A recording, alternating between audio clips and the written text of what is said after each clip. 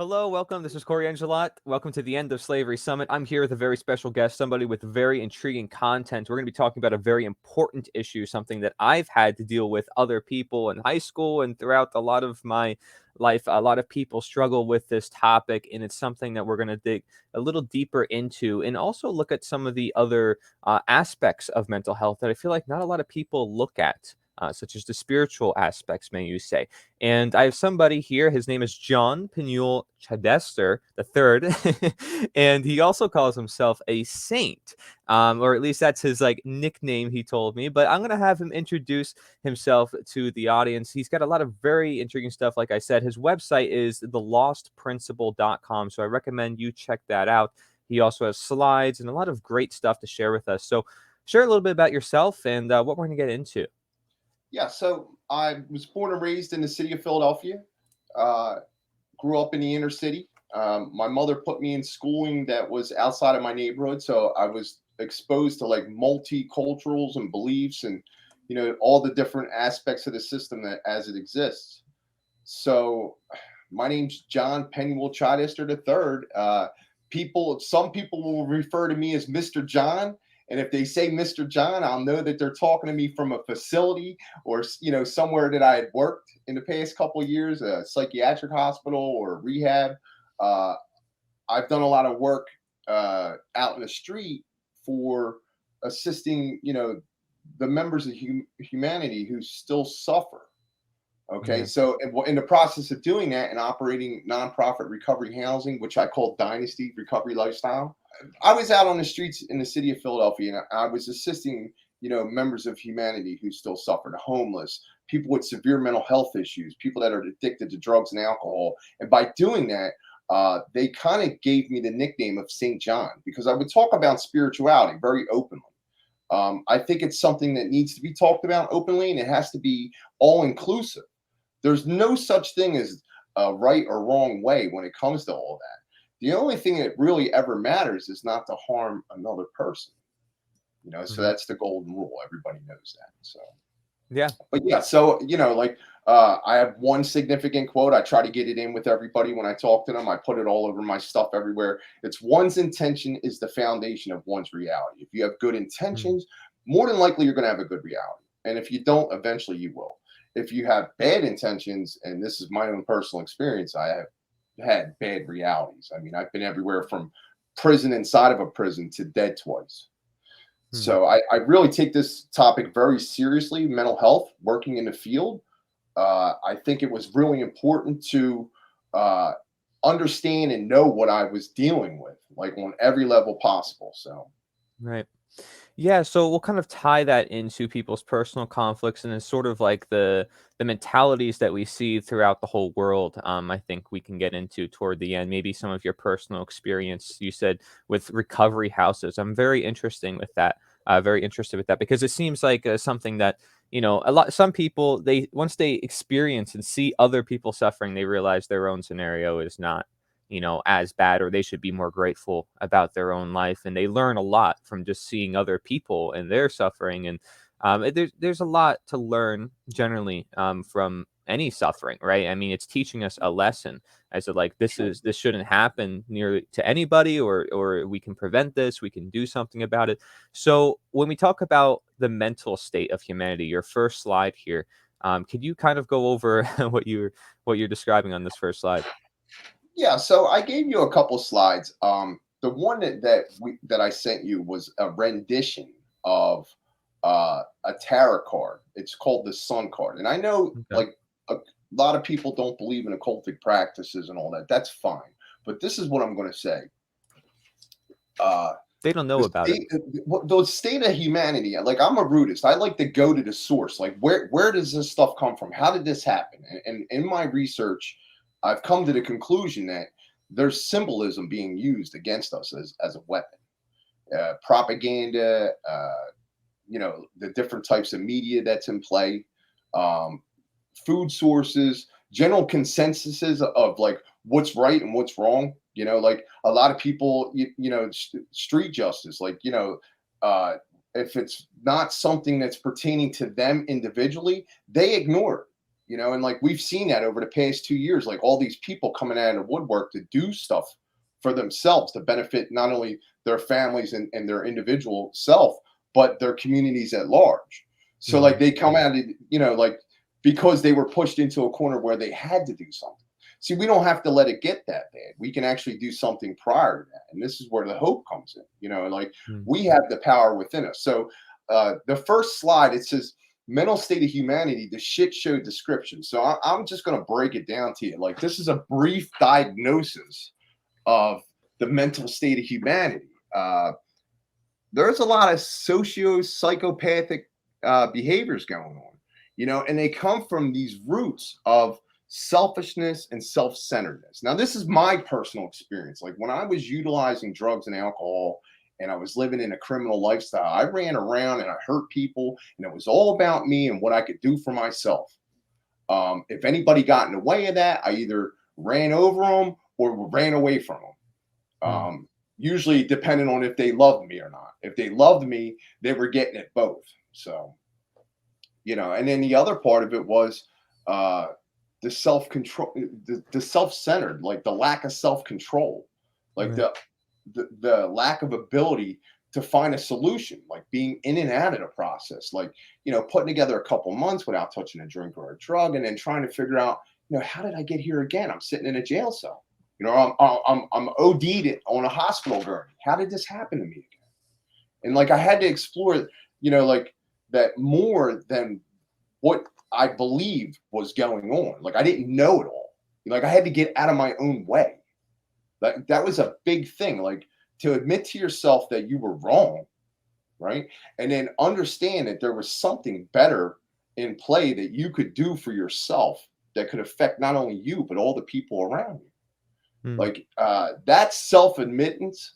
They call it self-acceptance. Once you admit it to yourself, now it's time to accept it. So once you accept it, you might have a better understanding of it. So the other thing that's what I call like unconsciously unconsciously unaware. Like a lot of humanity, a lot of the people walking around right now, especially in like the freedom movement and the anti this movement, there's all these different labels that go on, and there's a Right. lot of diversity and chaos, and like they use the Hegelian dialect to try to separate us and keep us all apart, Exactly. because when we're aware of something, it changes the dynamics of our reality. It changes our relationships.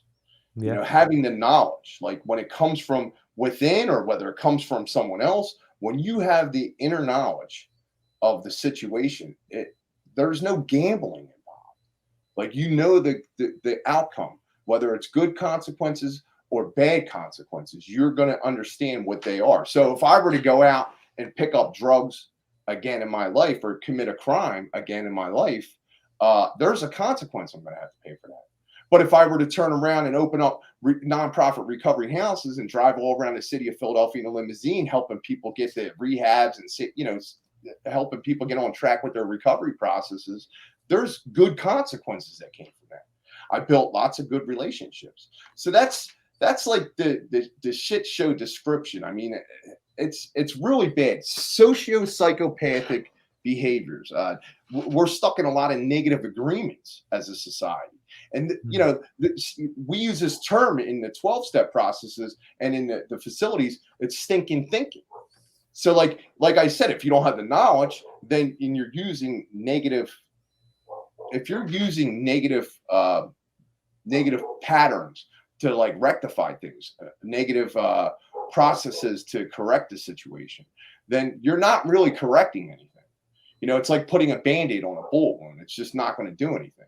A Right. lot of the holistics, a lot of the healthcare that's available to people in the recovery process, whether it's mental health issues or drugs and alcohol or criminal lifestyle or behavioral health choices, they all utilize the standard system of the Rockefeller medicine Mm. organization that's out there. And if you don't know, you have to do your homework, like the origins of where all this stuff comes from. Now, Allopathic. I had to do some real homework. Like I had some ideas about, like conspiracy and like, like greed and government processes. So I tried to put these things together in a way in my mind where it was making sense to me.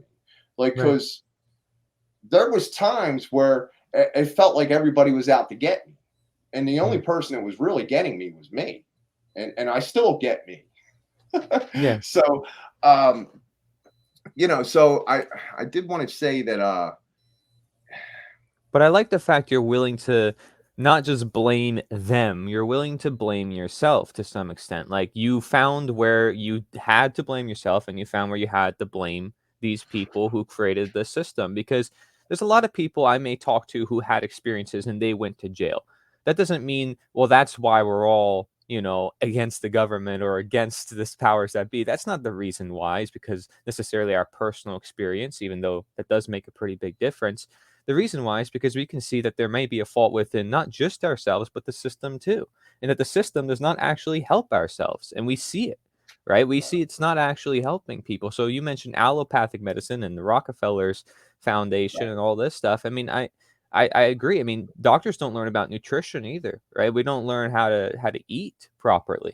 That's a really core fundamental premise for all of humanity absolutely, and how we absolutely, nourish ourselves. absolutely, and like the lack of knowledge, but also the lack of root. Like, all right, so a lot of people think the disease of addiction is something that you inherit genetically from your parents. Well, that just doesn't seem to be the case if you start doing this homework and you start looking at these different studies that are involved. Um, Thimerosal and different variations of it, when it's introduced to the bloodstream and it goes to the brain, there's studies that show that the dopamine DRD4 receptors and the opioid mu receptors are damaged, lessened, and weakened as a result of this. So I just talked about that in my last episode, but I Now, think that what's this hold thimerosal? on, What's thimerosal, just for people who don't know? thimerosal is one of the chemicals involved with vaccinations.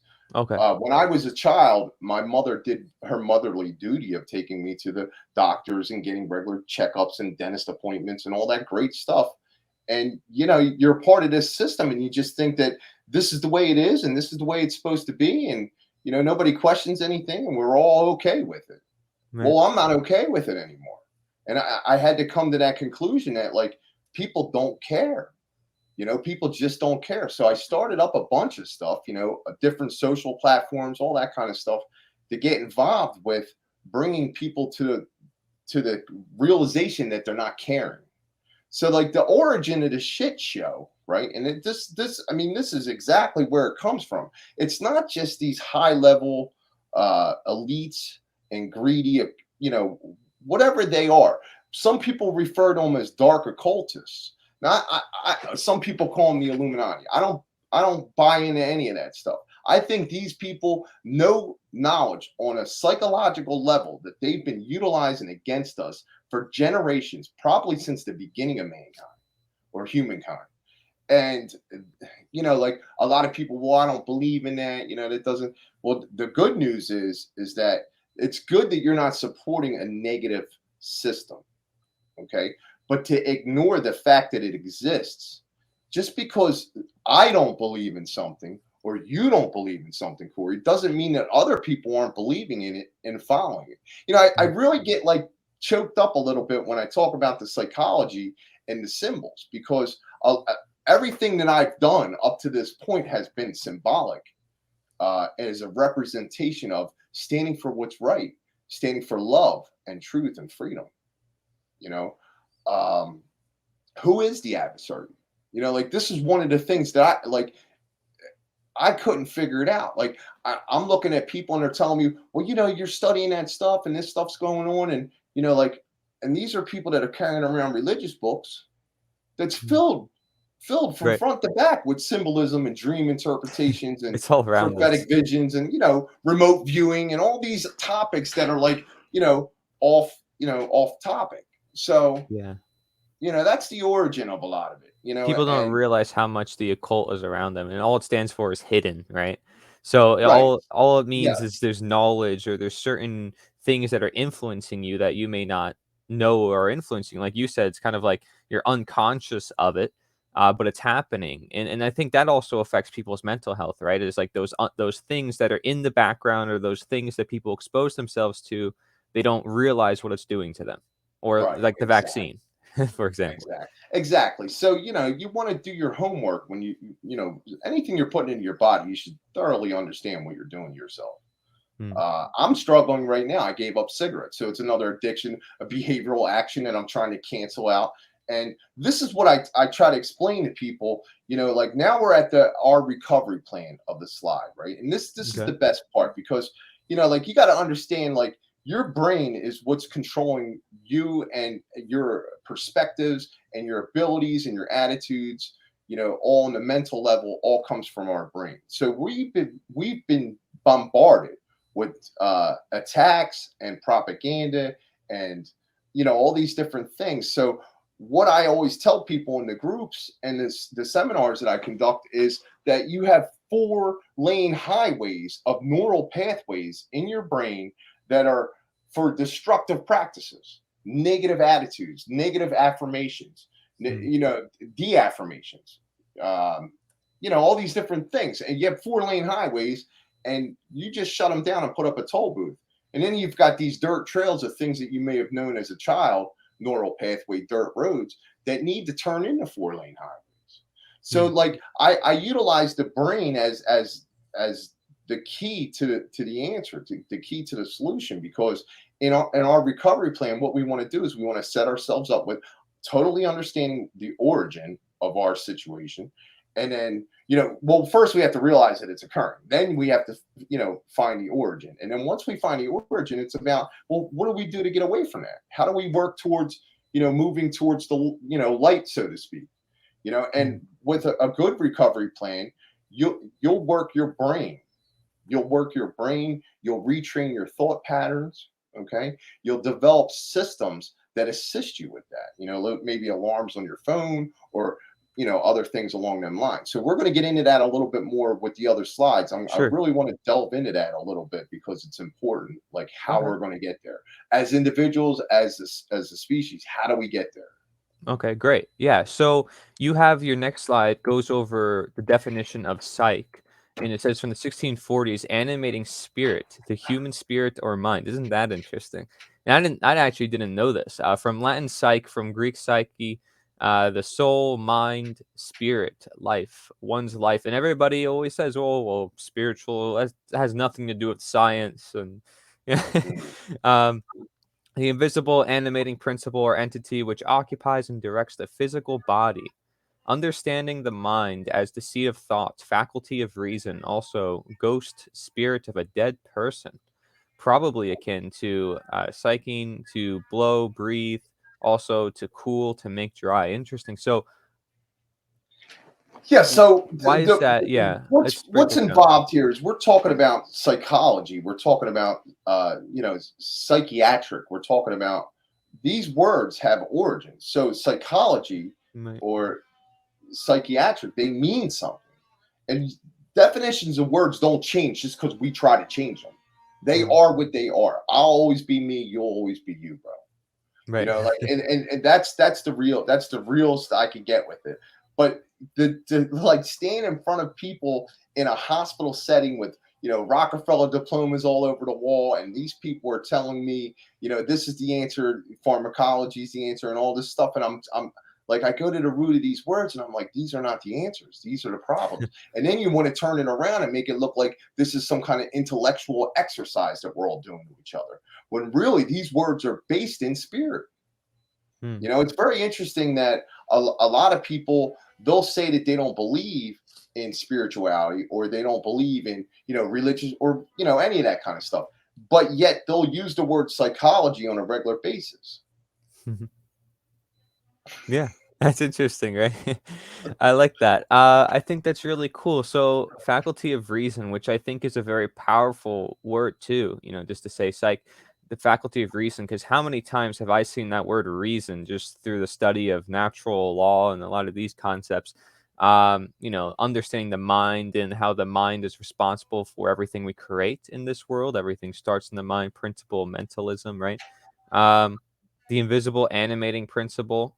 invisible, right? Which means Right. spiritual, by right, Right. pretty much And by it's funny, definition. the word animates in there. That's attributed to like what a lot of people are involved with anime and stuff like Mm, that. There's all these different facets where it shoots off. So right. To blow, to breathe, to cool, to make dry. That's interesting. yeah, so if you look at the symbol that I utilized on the side there, that's the Yeah. general symbol that they use for, medicine and, Mm, any kind of hospitalization, all these people that are involved with this field. And that symbol is at the top, you have these two wings, and then you have a rod that shoots through the wings. Now, the idea is if that's your soul, right? And those wings are your journey to get to where you need to go next, right? The two snakes that you see intertwined, the real interpretation of that should be somewhere along the lines of balancing masculine and feminine abilities, balancing right and left brain attributes, like all these things. And then, correctly identifying words and situations. Like if you have a situation that occurs, you want to get to the root of the problem, you want to deal with it, and you want to move on from it. right. And like we're not in any position to move on from anything because we're still not addressing the root of any of it. Mm. Yeah, and it's such a commonly used symbol, and it's obviously spiritual just in its nature. I mean, really, like wings on a rod with snakes. I mean, who would think Right. about that for medicine, right? It's like it's obviously these things have their roots in very long practices that have gone on for many hundreds of thousands of years, right? So, your next Yeah, slide and there's goes, also yeah, yeah, I'm sorry. There, no, go there's ahead. also this whole like mental, physical, mental, spiritual, right? So Mm, if you looked at it in a mental way, right, you would say that, by my actions, but by my thoughts and my love and ability to logically, orderly go up, I can ascend, right? Ascension, right? And then if you look at it on, that's a mental level. If you look at it on a spiritual level, you've got the masculine and feminine energies. You got the right and left paradigm, like I said, right? But you also have the Kundalini and mm, the sacred chrism, like these different concepts that have been thrown around or lost or put away or whatever. People talk a lot about the chakra systems, and they don't even understand that it's who we really are, the energy centers within us. right. So Native Americans, when they were out doing their thing, they could hear their families or their enemies coming 5 miles out. And there's a reason for that. Mm, Our heartbeat, when we walk into a room, they have the science and technology to show you that your heartbeat's radiating, like 15 feet in every direction. mm, Every time your heart beats, it's like a pulse that goes out into the universe. So, like if you're using right thinking and you have good intentions and, you understand, which means you've done the homework and you've researched the topic, you can move on from, wherever mm. you're at. You can problem solve, you can find solutions, you can work with others, but this word psyche, it blew me away when I looked it up. But I actually came across it because I was like reading mythology. Mm. And I believe it was Socrates that said it, like he said it in some of his words. And I said, psyche, that's how they talk about soul. So I started to do more homework. And that's when I discovered that that word is not what they say it is. It's Wow. not the only thing going on, but that's a big part of it. Yeah. The other thing that I wanted to say is, like when I talk about like when I talk about doing this like for yourself, right? This is an individual journey. I mean, you could hear from other people in your recovery plan. You could hear from other people, different situations, what worked best for them. But you have to find what's going to work best for you, and that's the most important thing. Best practices is how it's commonly talked about Mm, with certain people, like how to, going over the idea of if you make mistakes and you come across troublesome situations, that you have to persevere through it. You have to learn from your mistakes. You have to not repeat the patterns, right? yeah. So our next slide here, the three powers of the creation of polarity. Could you kind of break that down and sort of connect what we've been saying with this too? Yeah. So hold on, let me make sure I'm looking at the same slide as you. Yeah. Okay. So yeah. So The three powers of creation. Now, where I came across this the first time was I was reading the Gospel of Mary, and in there she talks about, like there's this little poem that says something about, like desire says to soul, desire says to soul, you went right past me, you didn't see me, right? And then, like soul says to desire, I wore you like a garment and you did not know me, Hmm. right? So, like desire seeing soul ascend while this is going on. So it's the process involved with it is that these three powers create the duality, the polarity that exists in our society. So uh, duality is something that's definitely there. There's no way you can get around it. I like the picture that I have because it kind of shows that a little bit, right? But the other thing is Beautiful. that every single thing does have its opposite, and I utilize duality and polarity in groups when I'm talking to people about the recovery process. And this is my personal experience that if I hadn't had those experiences that were like, hitting a bottom, having the darkness, over my life, uh, you know, being at the lowest point, like if I hadn't been there, there's no way that I would really understand and appreciate what this looks like in life. The happiness, the joy, the love, the connection, the unity. Like Mhm. without this part of my life, this wouldn't even be relevant to me. I promise you that unless you experience the one side of things, you're never going to understand and appreciate the other side. So I utilize that in groups. I tell that this is a way to empower yourself.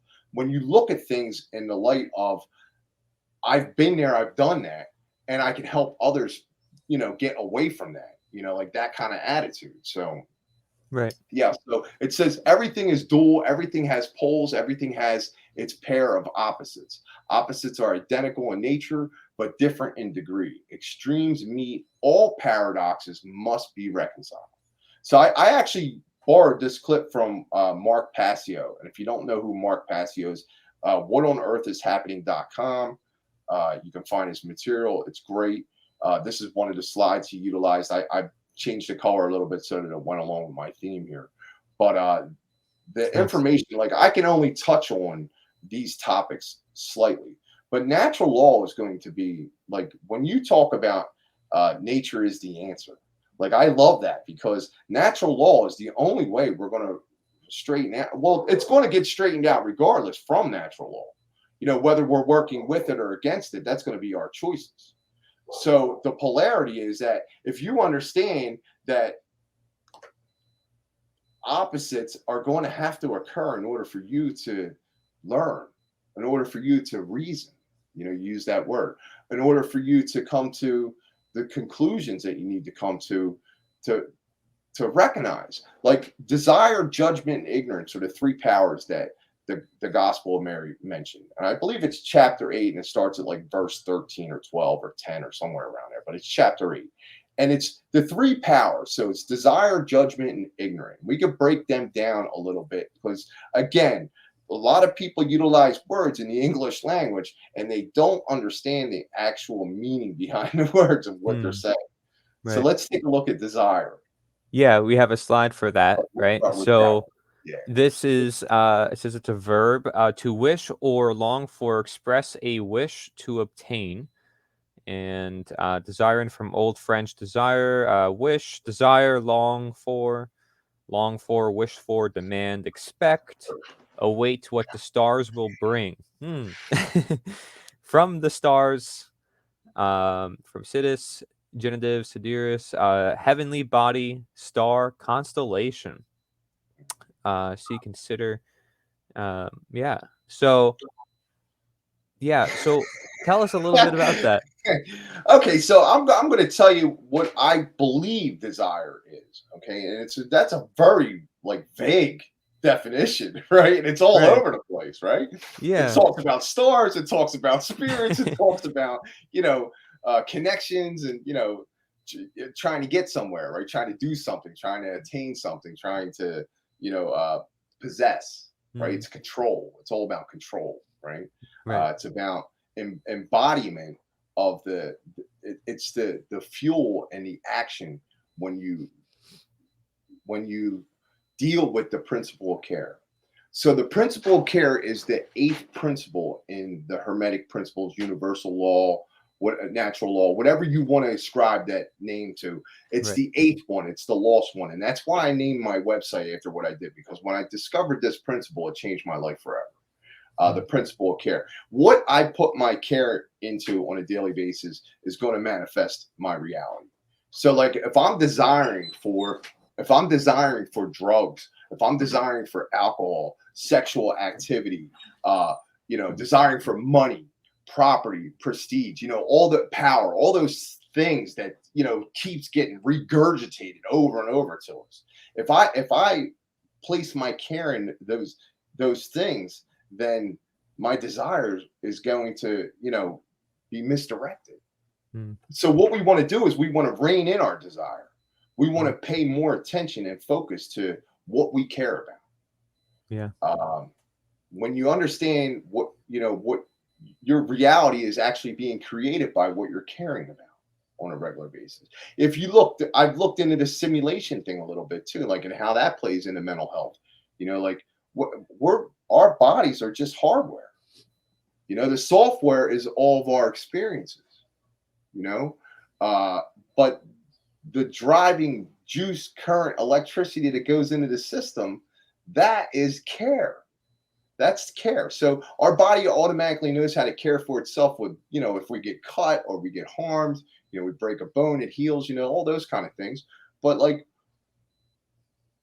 when it comes to mental, like, we how do we heal something we can't see, right? So Right. like, they sell us this idea of pharmaceuticals and different processes that could or could not work, you know, and we stand on the sidelines, not understanding where it really all comes from.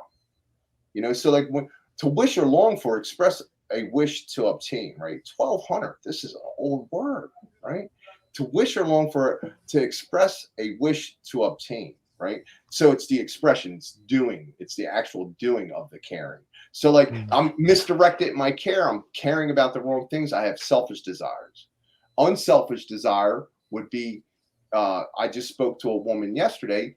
She a rescue advocate for animals, right? So she's running around. Her care is focused on caring for animals, right? So that's what she desires to do. That's unselfish desire, right. right? So, but the interesting part about this word is when it breaks down and it says long for, wish for, demand, expect, right? So this is where, like, our brain starts to go haywire, because when we're not getting our way, we get frustrated, we get angry, right? And we have to understand it comes from fear. It comes Mm, from fear.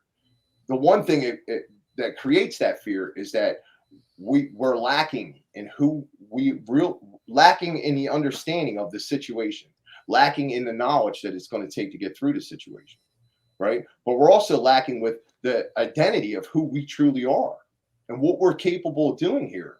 If you utilize natural law properly, your desires, unselfish desires, are going to manifest a beautiful reality around you.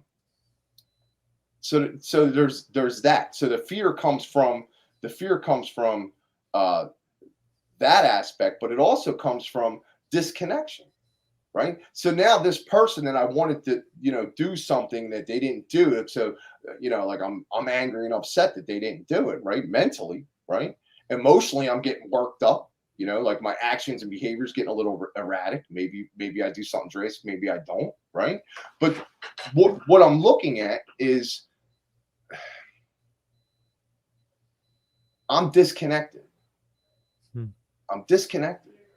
Instead of me and you working and communicating to resolve the issue or move forward with the process, right? Whatever it is, we end up hitting a brick wall, and that person, and this is where the next word comes into play. If you want to go to the next slide, right? sure. Oh, well, hold on. Before we do that, Okay. I do think it's very interesting that situs is one of the words in there. It says genitive sidereus, right? And it's heavenly Okay. body star constellation, right? So, like, you know, when we were created, when the universe was created, Big Bang, whatever happened, right? A lot of the ancient texts and books that I've looked at regarding the psychology behind all that says things like, like we're stars, we're part of stars. It makes sense in a lot of ways, right? That we're Mm. we're products of our universe, right? We're Right. pieces of that, right?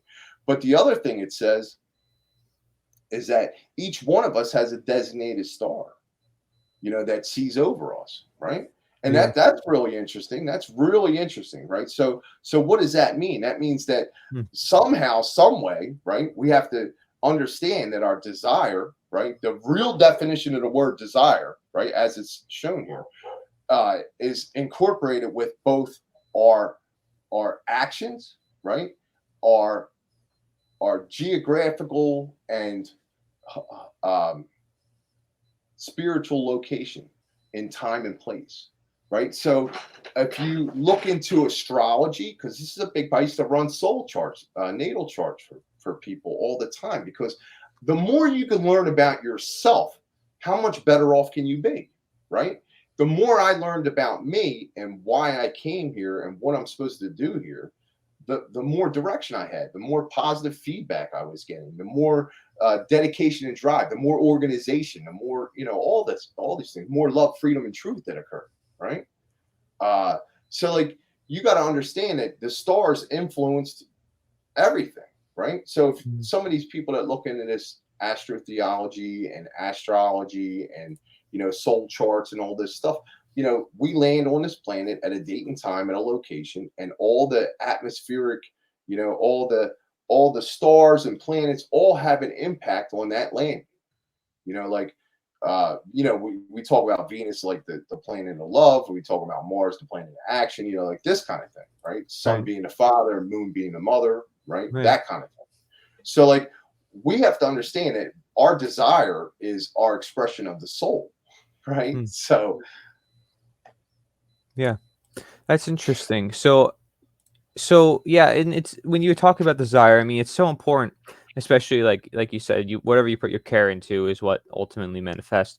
In Buddhism, desire is like the number one sin, because of how powerful it is. Yeah, so let's look at it, ignorant, yeah, lacking so wisdom or knowledge, unaware, Old French ignorant, not knowing, ignorant, not to know, to be unacquainted, mistake, misunderstand, take no notice of, pay no attention to, not, opposite of, interesting, plus aware, acquainted with, to know, um, yep, do. So it's getting its source from knowledge and the fact that it's not present mainly.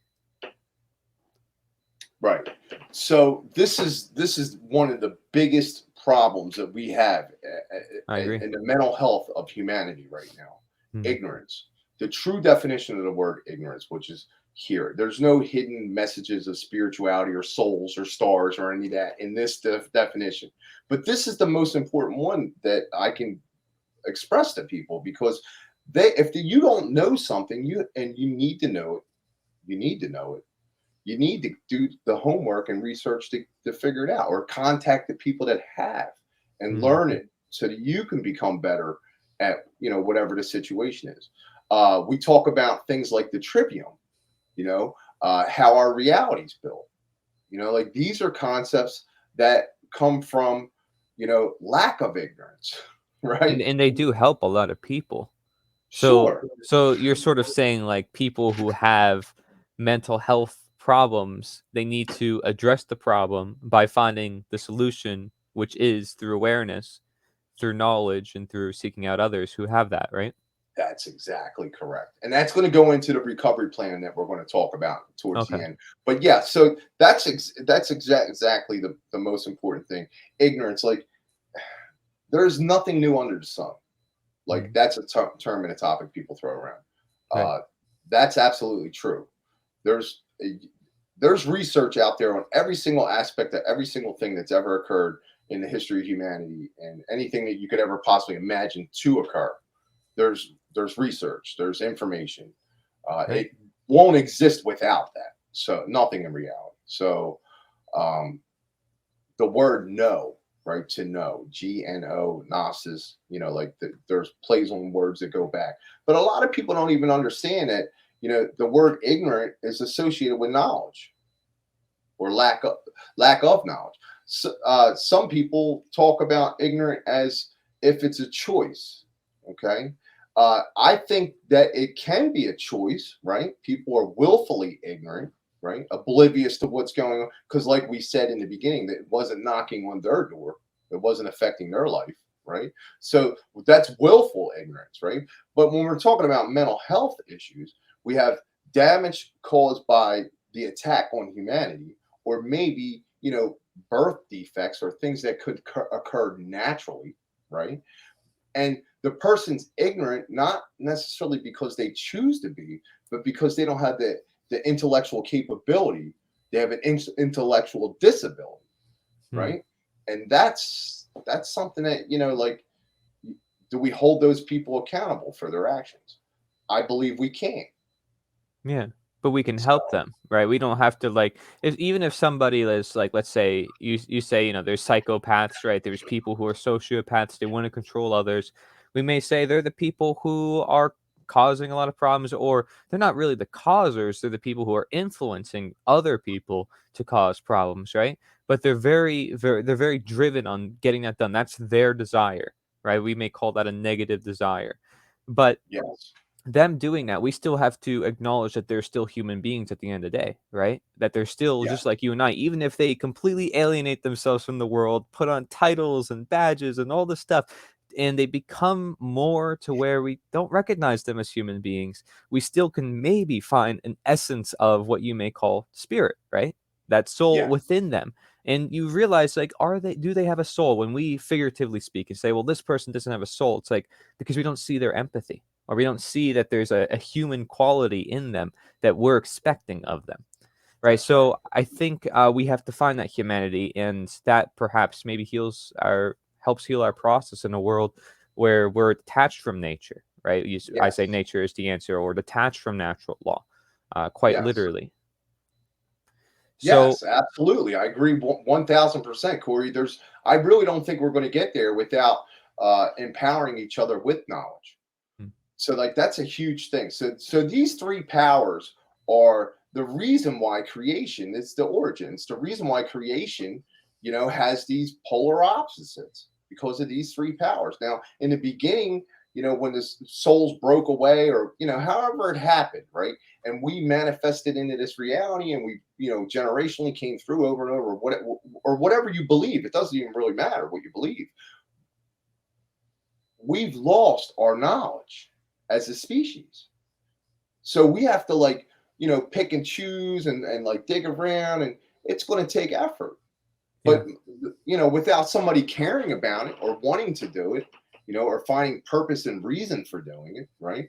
That's a big thing, purpose and reason. Like, I'm not yeah, going to look into something if I don't have any reason to, hmm, right? Well, here's the reason. We're right, we're hurt. It's a shit show going on.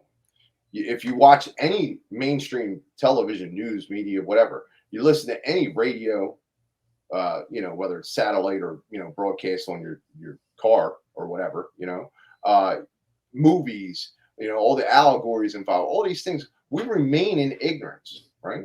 So, and our misdirected desires is what's, like, how we pulled away from that. So we have to mm. work.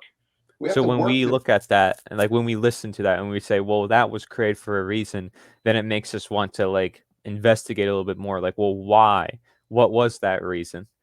For what purpose was this music made? Was it made to get people dancing, or was it made to do something else, that we don't right. really know that it's doing? Why do people listen to it? Well, what environments do people listen to it in? Like all the questions surrounding that, right? Because that's Yeah. going to be interconnected, I would say. Yeah. So So yeah, you're right. You're absolutely right. And I don't understand, how we can move forward in any way whatsoever without empowering each other with knowledge. mm, The first thing that we should acknowledge to each other, acknowledge, right? Which is right? the action of knowledge, right? Yeah. Acknowledge the awareness of knowledge or whatever, right? So the first thing we need to do is understand that we are all part of the same thing. Like we're collectively in agreement with a lot of stuff that's causing a lot of problems, right? And we have to bring that awareness to the table. Like we should just be wrapping problems up as a species, one after another. And you think that that's what these different forms of government and systems that are in place, these old systems that we're no longer going to be successful using. Like as a species, we look around, we can see that these systems are outdated.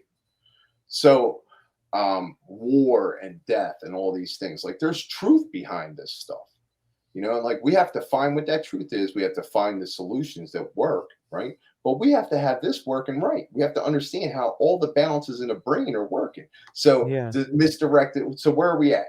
First off, we understand it's connected spiritually somehow, right? We're misdirected desires, selfish desires, right? That's running us distracted all in different directions. And then willful ignorance, which is the majority, willful ignorance, right? People don't want to be involved unless it's affecting them directly. That's selfishness. It goes back to the first one, right? But then this last one that we're going to talk about, right? Judge. Yeah. Judgment. Like, and this one's huge, right? This is how they get away with keeping us all. Oh, I want to make sure I click on it. Sorry. I want to make Yeah. sure I'm Well, looking at this judge is thing related slide to it the here. idea of justice too, right? And if we don't have a proper grasp on what is justice ourselves, then who gets to just decide and be the judge? Who gets to be the justice? Like other people can make those rules for us because we don't understand the rules ourselves. We're not participating in the rules. We're not creating them ourselves. We're not involved, right? And there's people, man's law, who impose their opinion on others and say, well, this is how things should work. But maybe there's natural law, maybe there's rules that we can enforce, that we own, that we have, that we understand, not just ones that are lists and lists long that nobody has read, because that's our system today. I mean, we have papers and papers and paper and books like this stacked high of information nobody has read, not even themselves, of law codes. I mean, it's ridiculous. But so here, do you mind if I read the definition? Got it. Judge, examine, appraise, make a diagnosis, to form an opinion about, inflict penalty upon, punish. Interesting. Try someone and pronounce sentence. That's already a lot going on. Make a decision, decide, think, suppose. To judge, pronounce judgment, pass an opinion on. To judge, to examine, officially form an opinion upon, pronounce judgment. It's like sharing, making, inflicting. It's like, what's going a There's a lot judge. of control going Yeah. on We there. got right, law, to say, to show. Yeah, it seems like it's everything. It's a very complicated definition. I really don't think that when they wrote it, they didn't want you to understand it then, and they certainly don't want you to understand it now. Mm, But when it says the words like appraise and make a diagnosis, right? So, like, all right, so that's not using trivium, right? That's not mm, using trivium, right? You can make a diagnosis, right? But are you basing it on facts? Are you basing it on actual things, like actual occurrences? You know, I think one of the reasons why the state of humanity's in its, shit show mode that it's in right now is because people are really misjudging everything. And not that judging, if it's in respects to natural law, you have to understand that, like that's how it works. You're not getting around it. And I said that. I said, people, no matter what, truth is not going to, worry about whether you subscribe to it or not, whether you're following it or not, or hitting the little right. heart like buttons on it. Truth don't care about that. Truth cares about natural law, and that's all it cares about. That's it. So, for one to recognize truth, that's really important. Like, having the cognitive ability to recognize truth. So how do you resonate with, you see something, how do you resonate to make it something that's true, right? Well, one thing that we can always capitalize on and use, right, in our mental outlook in life when it comes to making a judgment, right? Because we have to protect ourselves, our families, our friends, our communities, right? Our goodwill and our nature. We have to protect these things. How do we make that decision? How do we resonate with truth, right? And this is very important. our past experiences will speak for us, within us, right? So if you have uh, past experiences that lead you to, like, I know that's a fact in my mind because I saw it, I experienced it, I witnessed it, I was there, it was me, I did it, right? Mhm. Or I learned about it, whatever, right? And Right. then you can utilize that to come to a better conclusion. But the ultimate authority, like this word judge, the ultimate authority is not uh, man's laws. The ultimate authority is natural law. Nature is the only answer. So when I'm trying to put myself into a position where, like, judgment, right? So, like, give you an example. I come I come to the recovery house, everybody's acting a little weird. I get one of the people that live in the house to the side. He says, so and so has been talking to somebody on the phone about drugs, and they're using drugs, they're in the room using drugs, that kind of thing, right? So I have to make a judgment. Now, my experience is that I run recovery houses, right? And that these people use drugs and they relapse, and like, should it be a punishment? No, it's not a punishment thing. Not on my part. That's not how I operate, right? I use care, and that's what I stand behind. So, Mhm. I have to make some conclusions. But if I go in and I talk to the people and they're like, "No, we're not using no drugs." Okay, does it end there? I have to take into consideration the safety of not only myself but the other people in the house, right?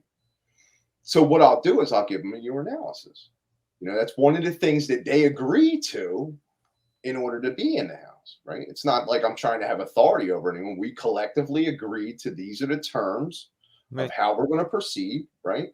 And now it's time for you to show me that you're telling me the truth, right? And it's okay if you're not. You know how many people I've done that to, and they turn around and tell on themselves right there without even giving you one? And that's amazing to me, because when I see that, I see something going on. I see that acceptance. I see that self-awareness, that conscious light that goes on within people, Mm. right? So these are very important things, right? When you recognize that stuff, that's all truth, like, resonating with the moment, the now, whatever it is. When you resonate with it, because the only thing that exists outside of us is truth. That's the only thing that exists. This is the matrix. This is all fear and anger and physicality and third rock from this, all that stuff. But the only thing that really is truth. So when we recognize truth, the reason we're recognizing truth most of the time is because we are realizing ourself. We're coming to some kind of self-awareness. Right. It's a very interesting topic. I mean, I could probably do a whole seminar on that, but I want everything that I do. I'm speaking from experience. I'm talking to people. I worked as a psych tech, right? And I used the little hashtag psych tech in a lot of my videos and clips that I Mm. used to put through the platforms. And psych tech is soul technician, right? Like that, you and I know that now, right? It's like a joke, Right. right? But I'm walking around with this badge on, and I doing my job, and like, I'm working for the enemy in my mind, right? But I'm trying to do my little part to help and assist humanity as best as I can, right? So Yeah. these three things are always the three things that have interacted with people and created their problems. But it also, and this is the great part, this is the great, these three things, right? The recognition of them and understanding them is what brings us to our solution, right? So we as individuals can solve things now because we're recognizing these things. Mm. Yeah, so, I wanna ask you, like, so you've helped people in person, and you had a lot of that experience, so you applied these directly in your practice, you're saying? Like, these tools, Yes, essentially? yes, absolutely. The When we get to the recovery plan, I'm going to break it down a little bit more. Okay. But So what we the have right now is the 2 cards. Is that the yeah, recovery plan? yeah. So no, that's not a recovery plan. That Okay, that is that is the psychological symbolism okay. behind what is going on and what needs to go on. Right. So the interesting thing about that, right, is that if anybody that's studied tarot or any of these things, right, occult practices, whatever, they'll come to you and they'll tell you magic, and they'll tell you this and they'll tell you that, and they'll tell you, spirituality, and they'll talk stories about histories and futures and all that great stuff, right? But this is what I believe goes on with tarot. When I do a tarot card reading for somebody, right? I present the card to them, right? And the card inspires their mind through the symbolism to speak, right? How does it relate to you? What are the factors? You know, when I do readings, I don't look for spirit or, like some kind of outer connection to work in play here. I deal with the person sitting in front of me and their psychology and their experiences. So when we're discussing what the card means, because usually I'll do like mind, body, soul, like 3 cards. But when we're discussing these things, right, the discussion is about what they're bringing out, not what I'm introducing. The card is what, like I just start describing the card to the person and what the meanings on the card are, right? And psychologically, it triggers them to come to conclusions. Now, whether those conclusions are, my husband's going to, leave me, or, my child's going to, flunk out of school, or, whatever the results are, that's their conclusion. All I did was present the information that was provided in the card. So every single card in tarot, right? And I don't want to make this about tarot, but every single card has symbology, and it breaks down the psychology of the individual in a different way. Right. So, I'm a de-occultist. Like, I'm trying to break through this stuff, like all this haves and have-nots, and the different sides of the paradigm. Like, this is all, that's all rubbish. That's all mystical nothings. Like whatever. People get dismissive, right? But if you really understand, like, these people that created this deck, right, the Hermetic order, they have a huge influence on government, politics, and all the things going on in our world today. So, like, the cards that I created, the card that I created was the shit show card, which is the world we're living in. Like, this is the upside down kingdom. Some people refer to it, like, and it's, you got the shit turd on the horse. The horse is all mangled up, and he's riding through his reality, right? So the sun, right, in that card, at the top of that card, the sun in that card that I created, that is a meme that's like very popular on 4chan, and I doctored it up a little bit. I added a little color, and I gave it an eye. The eye that I gave it is symbology for, like, the people that are doing all this to us. The sun, the source of all things in that card, right, is the shit that we just generated. Like, we as a species generated so much stuff that it confused us and distracted us out of our, who we truly are, like what we can truly do, how we truly do it, right? So that's what the sun in this card is representing for that. But the actual sun in the real card, that is, the source of all things. That's the light. That's the truth. That's the unveiling of truth, right? You see this little kid, he's riding on a white horse. The horse is like a car. It's a vehicle. It's the means of how you do something, right? So you've got innocent child, pure, on the horse, like the white horse, which is like righteousness and like, like glory and like honor and like hope and like all those good things, right? And he's trying to ride those vehicles into, into the existence. If you look, you'll see that there's 4 sunflowers on the card, right? So the 4 sunflowers are representative of a lot of different things. But the 5th sun, right? The 5th one, which is the sun, right? So you have the 4 sunflowers, and then you have the sun, right, at the top. The sun is the source, right? It's where we came from, and it's where we're trying to go back to. Right. That's what we're like. That's what our whole meaning and purpose here is, to get back to source. And we ran from source, and now we got to get back to source. Now, how we get there, I'm not sure exactly how all these people are going to wake up and realize their ignorance and drop their judgments and redirect their desire for what they truly should be caring for, right? But that's what the original card shows, right? So it shows like four levels of consciousness, right? And the fifth being the return to source, right? You've got earth, air, uh, water, fire, right? So the interesting thing is the one that he's unveiling, I believe that that's the fire, right?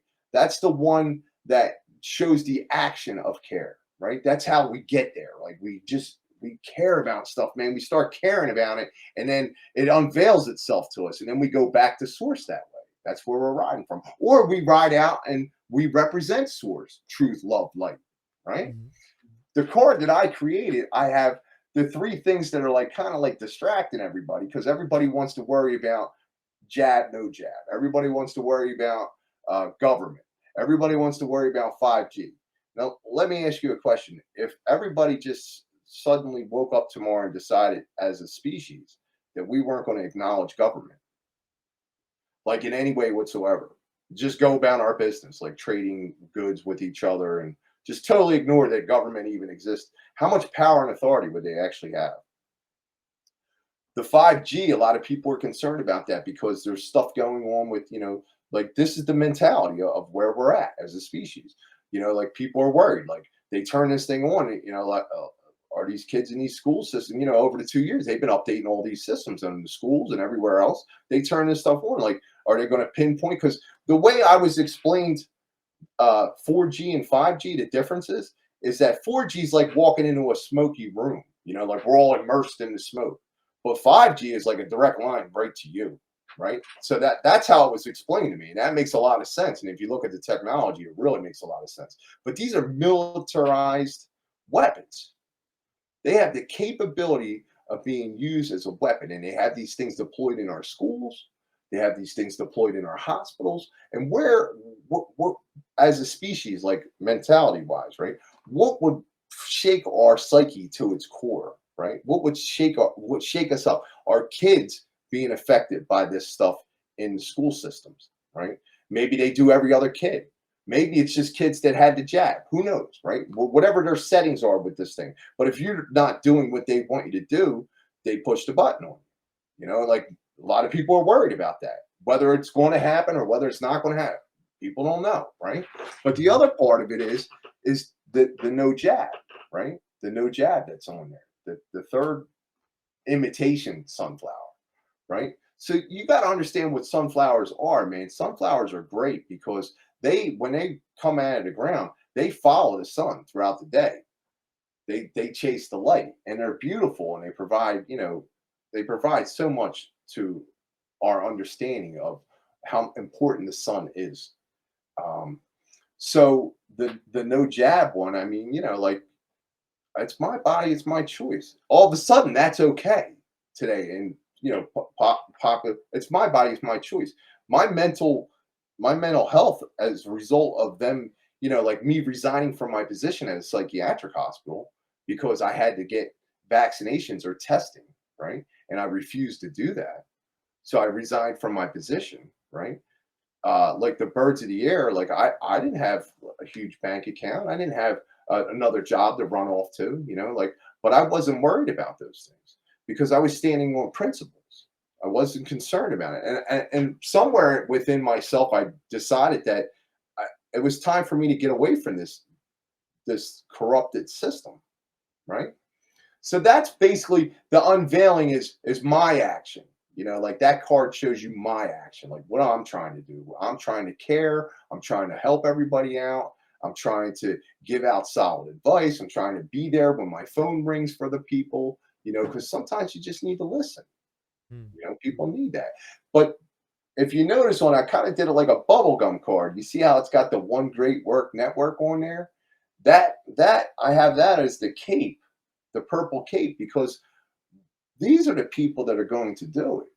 The people that are not distracted, the people that are focused, the people that are using care, that are playing along with what nature has to offer us, right? Like these are the people that are going to do it. So that's why I created this card and I wanted to use it in this slide. The interesting thing about this card is that it was the second card that I pulled in my reading for humanity. And like I told you before, I'm I'm not like a spirit ghost thumper, none of that stuff, right? But I found it very interesting because in a Celtic cross spread, when you flip that card, the second card, it's the immediate influence. So the first card was actually, it represented selfishness. When I looked it up and really researched, I was amazed. It represents total selfishness. And then the second card was the immediate influence, which was the sun. And I was like, wow, man, what a card. And then I found out like when you throw cards down, like some cards can be reversed, right? But the sun card can never be reversed. And I got confused because when I put the card down, of course, this was upright, the selfish one was upside down, but the sun card was on horizontal, not vertical, right? So I was confused. I wasn't sure how to read it. But the reason why this came out as the second card, and what I believe, my psychology, based on my experiences and how I'm putting it together in my brain, based on what I've seen, right, is that this is the choice. We have a choice. We could go with what we've been doing, right, the shit show, right, or we could start caring about stuff, working together, like-minded, and like really like end all this stuff, like bring out the real control. So their end game, right, is the little symbol I have at the bottom there. You see the WHO. Their Mhm. end game is to control us using WHO, the World Health Organization, right? Right. Right. I've done some research, and it's in my last episode, episode 6. I talk about SNOMED.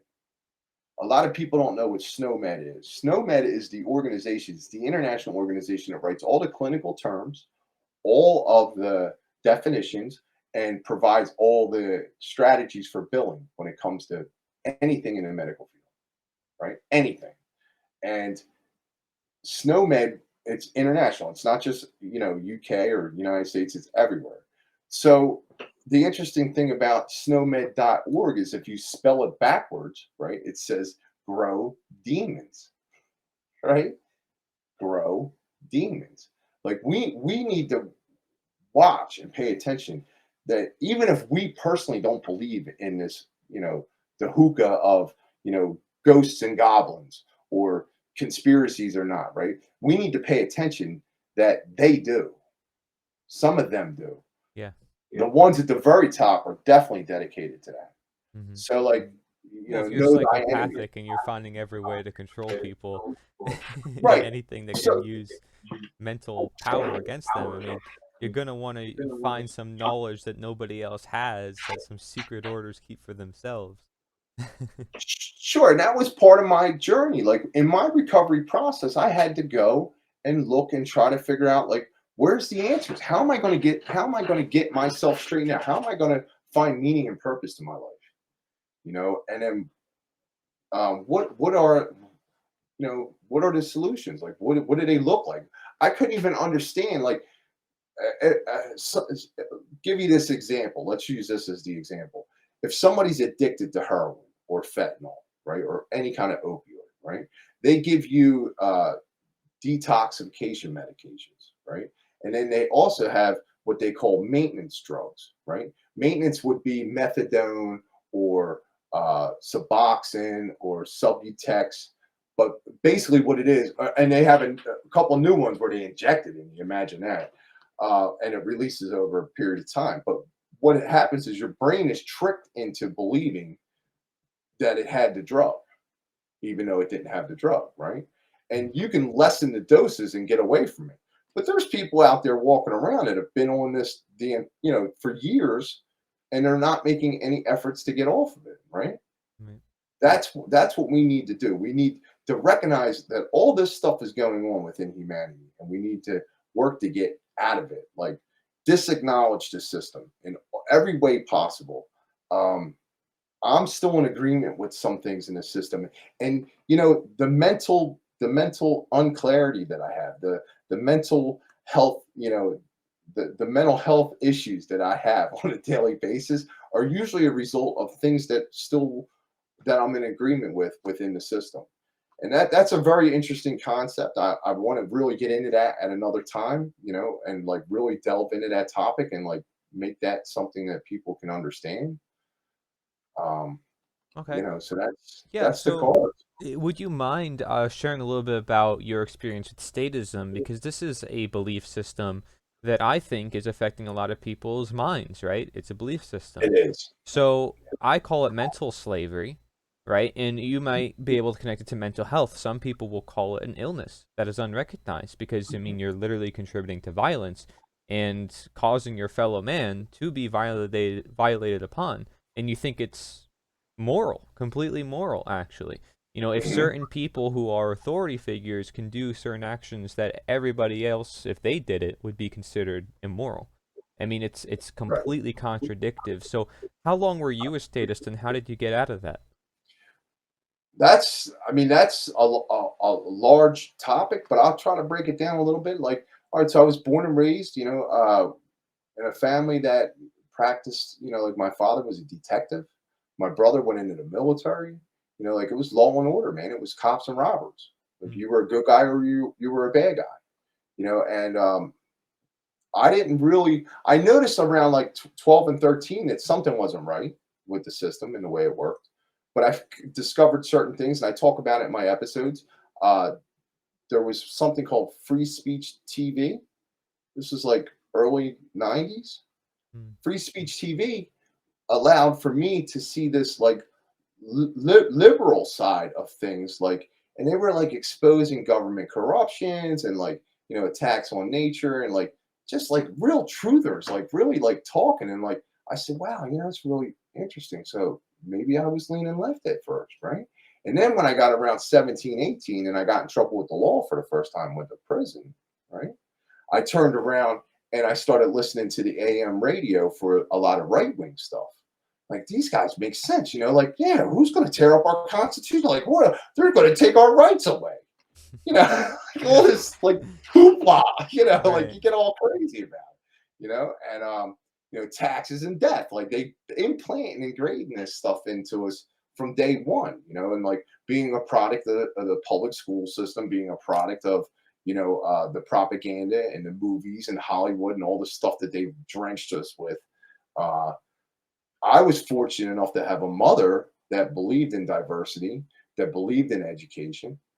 She made sure that I was educated. She made sure I was interested in being educated. It Mm, wasn't just about, putting him in a good school or putting him in a school where he's going to learn something, but encourage him to like want to learn something. Like a lot of people, with the mental health of this the statism end of things, it's people, they don't want to walk away from government. Like government is control of mind for those that don't know. You know, gubermentus, right? So they don't want to walk away from it because they're afraid of the unknown, right? They don't know what's around that corner. It's like scary. It's like, oh, I don't go there. But did you ever go on a vacation or a trip somewhere and you had like a really great time? But you if you didn't go, you wouldn't know, right? But if you don't go, you don't grow, right? Consciousness, physical, mental, all these things. You have to move forward in order to uh, see clearly. You know, I the more I removed myself from the system as time was going on, the more I removed myself from the system, the easier things got for me, and the more I was able to empower myself and understand that the empowerment of myself was through the empowerment of others. Now, government doesn't allow for that, right? These systems that are in place don't allow for that. You go there and they give you a paycheck, or they give you your rights on a piece of paper, or whatever the situation is, and then they collect money from your energy. The real currency on this planet is energy. It's what you're investing your time and abilities into, right? That's the real energy. But people are afraid because without some kind of mommy, daddy figure to walk them through the unknown, right? They have to be accountable and they have to be responsible. And this is what I tell people. Like, I think we can go to the next slide, right? Where are we at? Well, they're the cards, but you could really take a good look at those cards. Well, where's the next slide? Was that the last one? Yeah, it is. Okay, so yeah, so I thought I had another one. I'm sorry, Corey. No, it's I okay. apologize. I thought I had another one. But the idea with the recovery plan is that you need two things, and this is what's going to this. It has to start on a very micro level for each individual, so that it can affect the macro, the larger level for all individuals, right? Our collective. On an individual level, you need to do two things, and this is what I tell everybody: self care is number one. Unless you're taking care of yourself, you're not going to be able to do anything that's going to be beneficial to you or anyone else, right? You're not going to live long. You're not going to live a good life. None of that stuff. If you're not taking care of you, take care of your mind, take care of your body, take care of your spiritual practices. And what is that? Like when I stand in front of them and I tell them that they have to practice those three things, right? Mind, body, spirit, right? What am I saying when I use the word spirit? What I'm saying to them, and I break it down a little bit, is for them to get in touch with their inner self, what they truly desire for, Mm. right? What they truly recognize as truth instead of judgment, right? What they really need to learn in order to move forward instead of being in ignorance, right? Those three things we talked about. Right. So self care is number one. Holistic practices are always best, right? I suggest people journal, right? If you're on medications, if you're taking different policies and procedures that are affecting your mental health, write those things down and keep an account of what is going on, right? If I was taking mental health medication, now there's certain situations, life sustaining, whatever, and I tell people, look, some people are going to be on medication for the rest of their life. They're just not going to be able to get off of it. Maybe there's a holistic side to it that I'm not aware of. That's great. You know, if you find that and explore that, that's great. Bring it to me because I'd love to be able to share it with others, right? But for those that can get off, right? This is what I tell them: write down every day what's going on, how it's affecting. And this doesn't have to be for medication. This could be for that any behavioral delinquency that needs to be modified, right? Uh, how's it affecting my sleep? How's it affecting my awake time, my communication with others, my ability to eat, my ability to perform, right? Is it hurting me? Is it benefiting me? You know, like these, and if you write these things down, right, and this is for the people that are still stuck in the system on this level, right? If you write these things down, when you go to that 5 minute appointment with the prescribed doctor, right? When you go to that 5 minute appointment, you review your notes before you go, and you can say, for the past month, right? Because the goal with every doctor that you're sitting in front of is to get off the medicine. You need to very clearly state that that's your objective because they'll just keep writing you scripts, until you drop dead one day. That's their job, right? So if you clearly communicate to them that your intention is to get off of the medication, right? And you've been exploring, holistic practices, whatever, right? You go in there and you tell them this is, for the past month, I was able to sleep.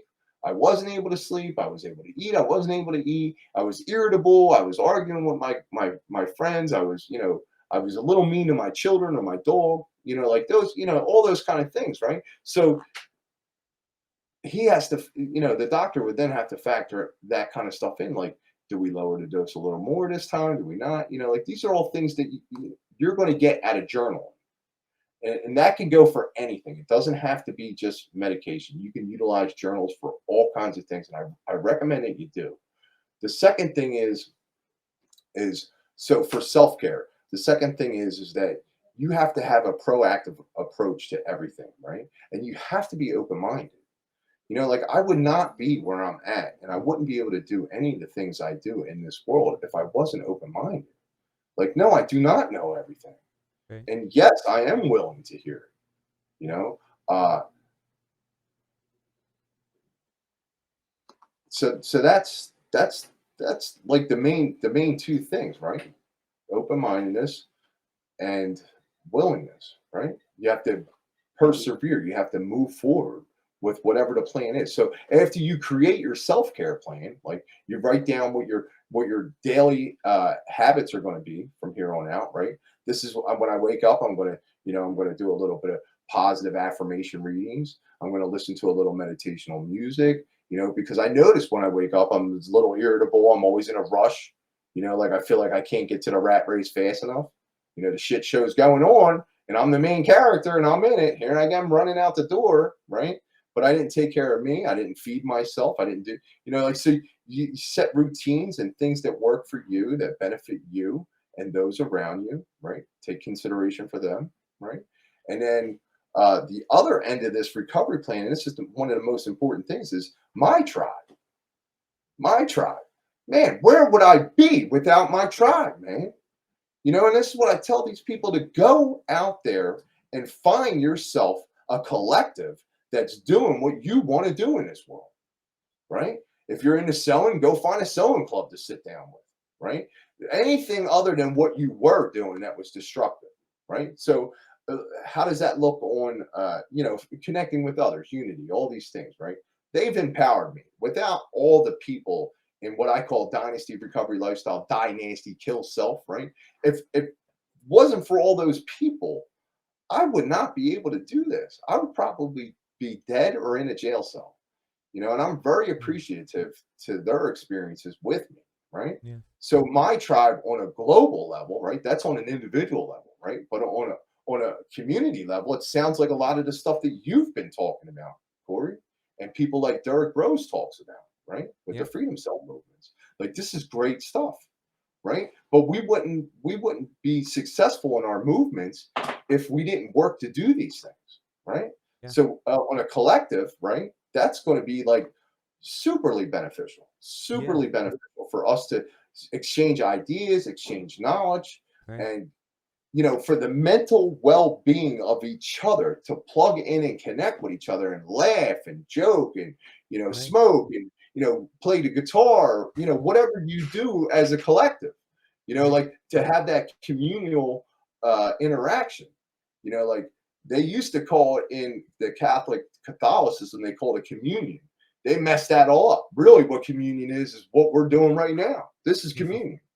You know what I mean? And like, I don't know how it got so twisted. Like, I want the world to be a better place for my children and, Are and you my children. are you a resurrected saint? No, I was kidding. That's what they call you, Saint Well, John? look, like I said, like I didn't give myself that name. Other people did, man. I'm not trying to, like there's no fees, there's no monies. Like, I'm not trying to make money. I don't want people to donate to me. Like, I'm not interested in any of that. Like, for my own personal redemption of my own personal soul, for my salvation of self, right? Of who I am, truth, love, and light, right? That's what I Yeah. want to be, right? As I try to strive for that, right? The only thing that I'm going to be able to do, the only thing that I'm going to be able to do on that journey is to do it righteously, right? So I follow the path of others, right? Like, we've had a lot of people throughout the history of humanity, right? I've I fell into some of these patterns. I like some of their behaviors. I read ancient sacred texts.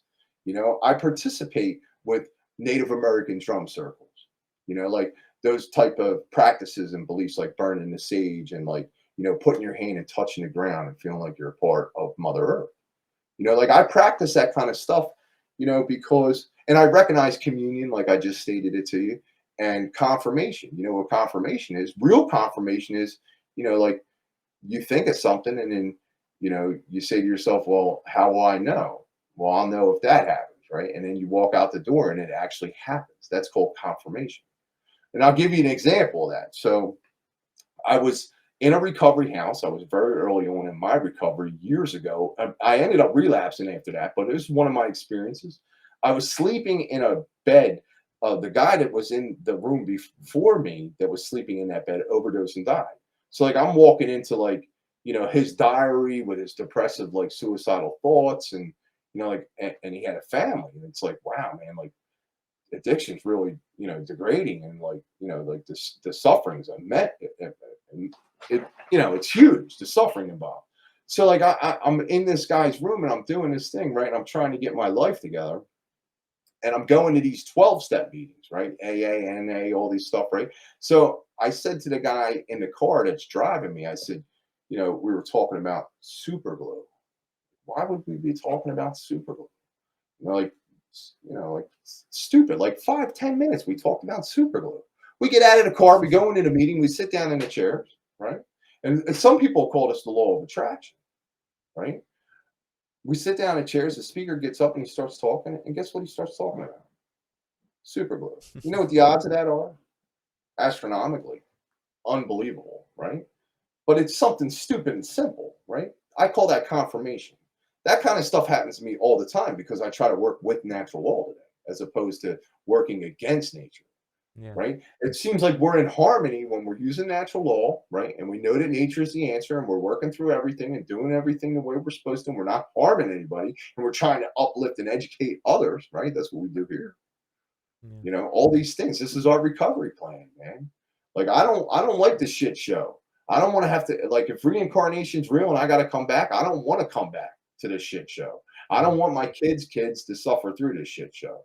I would really like to see us get to the point where we're working together, there's unity, Right. there's common practices of, like no harm to others, Right. like we work to solve problems, That's why I created my movement, because I didn't see any other movements out there that were focused on just the ideas and just the education and bringing it out to as many people as possible. Because it's not about the identity or the ego or what you attach to the ideas. It's about the ideas. And to me, it's about getting the Exactly. truth out as much as possible because the truth is the truth. So regardless of the identity and the ideas, and yeah, some people are going to be like, I'm part of this movement, I'm this identity. Doesn't matter. The ideas are for everyone, and as long as the truth gets out to everyone, I think that's a win. And to me, a movement Exactly. was the best way to bring it to as many people as possible. I ask a lot of people on the summit, I'm like, do you think a collective action is necessary? Because a lot of people in the summit agree with you. We got to look at the individual and really Yeah, let's deeply all assess start ourselves. using Corey. Let's all start using the hashtag collective consciousness in all our work Yeah, or because hashtag end it's very slavery, powerful. Let's say that. abolitionism, right? Yeah, Statism, all natural law. I mean, these could be hashtags, and any influencer, if they just did it for what one time, it would be trending. All it takes is one person or a certain amount of people, and anything can happen, right? It's just a matter of courage and willpower after they perhaps have some of that personal transformation that you're talking about. Thank you for going through exactly. all those steps. Is there anything else that you want to mention? Because we're about an hour and a half now. Is there anything else that you Yeah. want to mention? Well, no, I just appreciate you and your efforts. I Thank you, man. appreciate the You too. movement. Yeah, I appreciate the movement, man. Because if I wasn't a part of this, I don't know what I would be doing. I'd probably be helping somebody in some kind of way.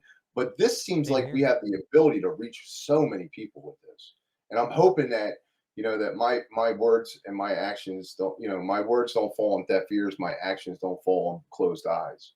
Like let me be the example of like I didn't my practical experience is why I'm able to say that caring is the most important thing, like what you're caring about. Think about My it. What you're practical talking experience. about is universal and timeless. Think about all the Yeah, politicians nowadays that talk about current day laws, current day people, current day events, and how that will just go out the window next year. right, I mean, what we're right. talking about is going to last forever, John. So I mean, it's powerful stuff. Yeah, so practical experience for me, if you're someone that's suffering from any mental health issues and you need help and you know, like I said, self-care, do your homework. My tribe plug in. If you go somewhere and those people aren't about what you're about, turn around, get the hell out of there. Go find somebody else, man. You're not obligated to do one. There's no one road. Like, somebody asks me, recovery, like, what's the best recovery plan, Mr. John? Like, Hmm. and my answers are always the same. The one you work, that's the recovery plan that works. The one you work. Doesn't matter what it is, as long as you're not harming nobody and you're moving in the right direction, you're bettering yourself, trying to better humanity in some aspects. I'm just grateful that I had this opportunity with you, Corey, man. I'm really impressed with what you're doing, man. And, like to be a new member on the network and, and to go through and appreciate the content involved. And, like we can. I know we can recover. We do recover. Hashtag we do recover. Well, one way or another, humanity will learn, right? Even if it's not through the best, most peaceful way Yeah, that we would want to be seen, but because slavery ends in death, that's the most extreme form of slavery. But otherwise, it's like you move along the spectrum. It's restriction, it's tyranny, it's slavery, and then it's death, right? But or you can go the opposite direction. It's possibility, it's enlightenment, it's knowledge, it's helping, like you're doing, empowering, and where you have freedom. So I mean, Yeah. freedom is the I'm total very opposite grateful condition. for you. I thank Very you. I'm very grateful. I, grateful I myself as love well. the fact that, most of the people that I talk to and assist, like, on this recovery journey today are people that impact so many people. Right. So it's like great because maybe I can't get in front of 30 or 40 people today, but I just helped somebody on the phone 5 minutes ago that turned around and he goes to work every day and helps hundreds of people. So Yeah. it's a great field to be involved in. Thank you. And Disassociating from I the would system encourage and anyone else to get involved if they want to. I mean, literally, right? I mean, we're one of the most please get open involved. communities out there. We're not like some secluded independent media or, some organization that's like, oh, we only want certain. Like, no, we want everybody to get involved. Everybody's humanity. Everybody needs to help in this process of freeing humankind. And that's a process of everybody, every single person. You're Absolutely. unique and you can embrace that uniqueness, and you always have something to share. I mean, you have a lot to share, a lot more than me, certainly, and that's okay, and I have other things to share, right? So I think it's really great, and that's why we come together. That's why we have to share these ideas. And if you guys want to see a lot more speakers like John here, go to nita.one/summit, nita.one/summit. This is the End of Slavery Summit. If you want to see a lot more of John's work, go to thelostprinciple.com, thelostprinciple.com. Thank you, John Penuel Chidester III. Thank you for Thank you, joining Corey. us. And I appreciate it. Thank you, if sir. there's anything else you want to share, or is that it? Uh, practical experience shows that nothing ensures immunity from the first mistake in your life more than intensive work with others. Now, I stole that from the big book for AA chapter, working with others. It says practical. The original says practical experience shows that nothing ensures immunity from the first drink more than intensive work with others. Hmm. So of course, I took drink out of there and I put whatever needs to be put in there. Whatever needs to be put in there. Intensive work with others, Corey. Thank you. I appreciate it. Thank you, everybody, for watching. Take care.